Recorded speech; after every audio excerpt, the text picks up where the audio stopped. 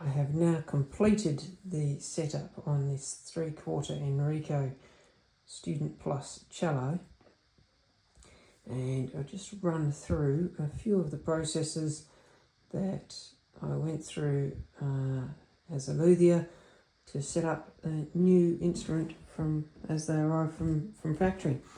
So one thing was the end pin here was protruding by close to 1/2 centimetre, maybe 3 or 4 millimetres out, and needed to be fitted correctly. The tail nylon that holds the tailpiece in place also needed to have its length correctly fitted. Moving up, I replaced the strings for a better quality set of strings than what you get from factory, which will produce a better tone and hold in tune better. The bridge, I have fitted the feet so that they fit to the top plate without gaps. The height was also cut down to allow the string height to be correct.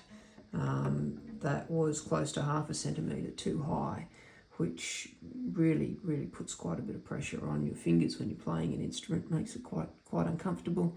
I also trim and finish the bridge in my own fashion, and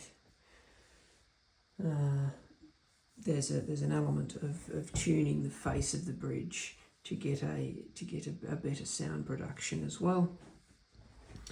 The fingerboard, as it came from factory, was not true. So to look down the fingerboard, it had a hollow in the middle, which again raises the string height around the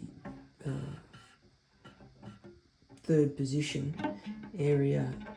Not a large amount, but certainly noticeably.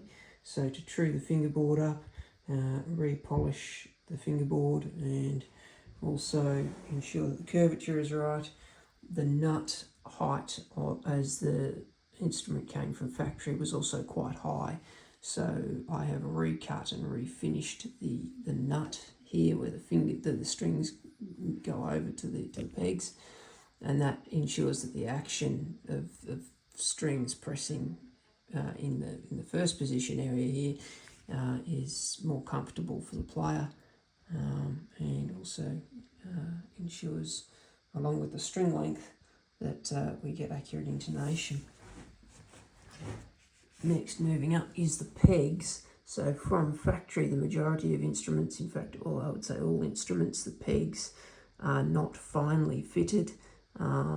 They have a rough fit. There's often the end of the peg is only just catching on this. So for this A peg on the cello, the end of the peg is only just catching on the inner side of this side of the peg box wall. So there's a gap. So I've finely fitted the pegs into the peg box correctly and fully.